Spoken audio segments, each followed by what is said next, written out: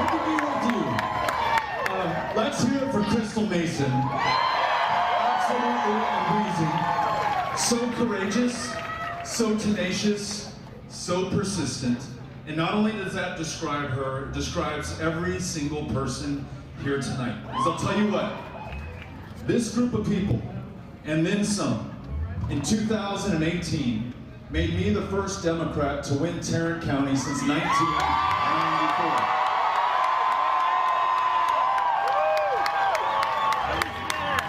And this group of people, and then some, are going to make me the first Democrat to be governor of the state of Texas since 1994. This is on us. This is on all of us. Listen, I feel extraordinarily lucky to be here with you tonight. It looks like, from the early returns, I will be your nominee for governor for the state of Texas. And because we knew that there'd be such a great group of people out, fired up, a little bit of alcohol in their systems, I've only asked my entire family to join me once on this campaign, and it's tonight. This is my wife, Amy, my son, Henry, my daughter, Molly, my son, Ulysses, and our friend Wallace back there. They wanted to be with us tonight on election night here in Fort Worth, in Tarrant County.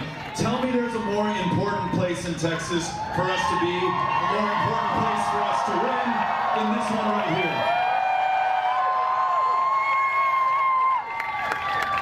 And we have traveled the breadth and the length of this state, starting out in the westernmost county, in the mountain time zone, in the Chihuahua Desert, connected to Ciudad Juarez, our sister city, El Paso, Texas. And whether I'm in El Paso, whether I'm in Louisville, whether I'm in Texarkana, which is as far away as you can be and still be in the same state, I find the most amazing, the most beautiful, the most creative, the most inspiring people on the planet. This is our home.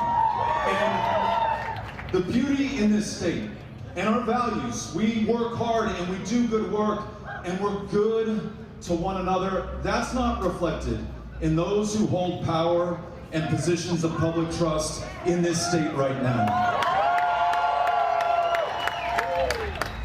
The things that we want are not just good for Democrats. They're not just good for Republicans or independents either. They are good for all of us. We want to make sure that the best jobs in the United States of America are created right here in the state of Texas. Right?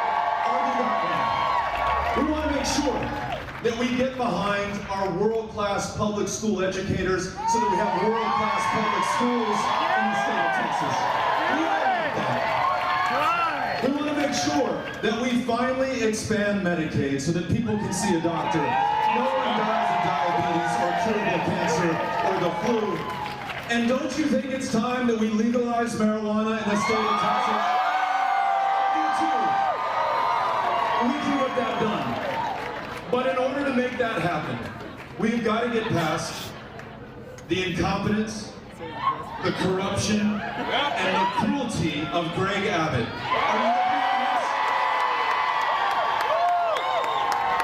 I mean, this guy cannot even keep the lights on in the energy capital of the world. This guy has presided over a child protective services system and the foster children within it who are sleeping on desks in the hallways right now because we don't have the resources or the attention or the accountability that they deserve. This guy may say he's pro-life. I think he's just pro-birth. We are going to be pro-kids no matter where they are or who they are in this state. This crazy, aggressive pursuit of transgender children in our communities, and in our schools, and in their families. When we have real challenges in the state of Texas right now, like 7 out of 10 fourth graders cannot read at grade level. And it's not that our kids are any worse than the kids in other states. It's not that our teachers are not trying hard. In fact, they're working 2 or 3 jobs just to support their main job right now. It's because we have so underpaid those teachers and started to attack them from the highest positions of power.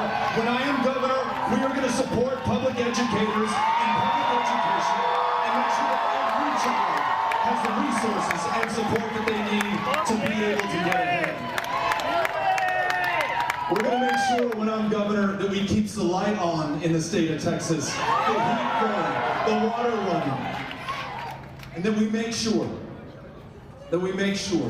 that everyone understands that this state is big enough for all of us. That the leadership in Texas truly reflects the genius and diversity of the people in this state. That we don't have to be afraid of one another or pitted against each other or further polarize an already divided state. Ladies and gentlemen, whether you are a Republican, and I hope you're here tonight, or an independent, or we certainly have some Democrats in the House as well, I want to be a governor for each and every single one of you, and I want to bring us together to do the big things that we are truly capable of once we get past the smallness and the cruelty and the divisiveness of this moment. But if we're going to do this, if we're going to build upon our gains that we all realized together in 2018, then it's going to take all of us doing all that we can with what we have, where we are right now. And just as Crystal urged us to do, we've got to sign up to volunteer. And we've got to join an army of volunteers out there, a peaceful army that over the course of February has been trying to knock on every single door in every one of the 254 counties of Texas. Ladies and gentlemen, I'm here to tell you tonight that so far 53,500 people have signed up to pick up a clipboard, to become a volunteer, and to win this election.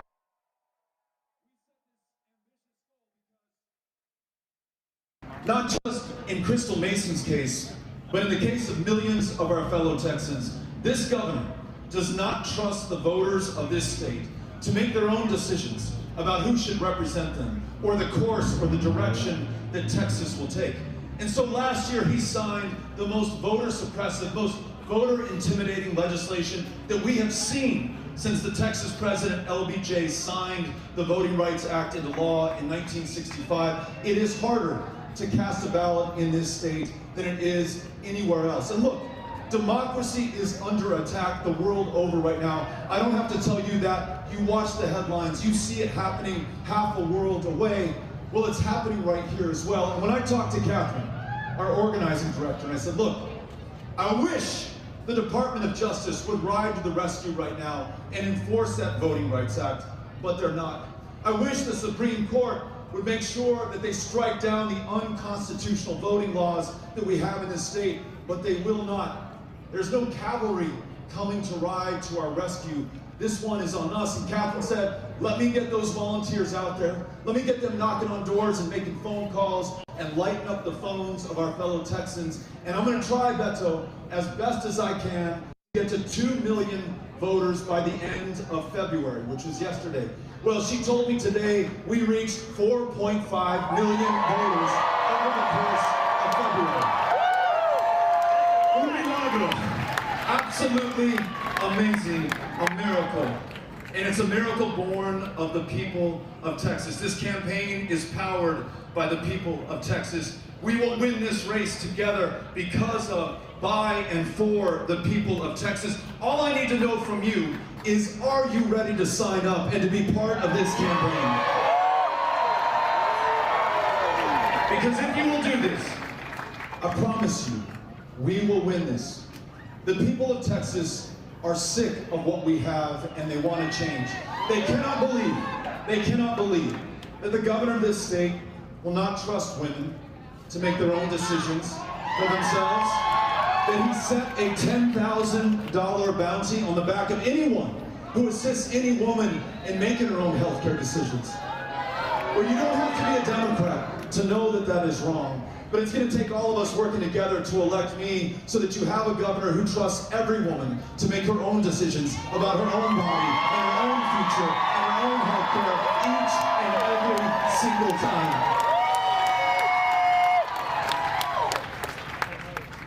We're going to do this. I really feel this. Si se puede.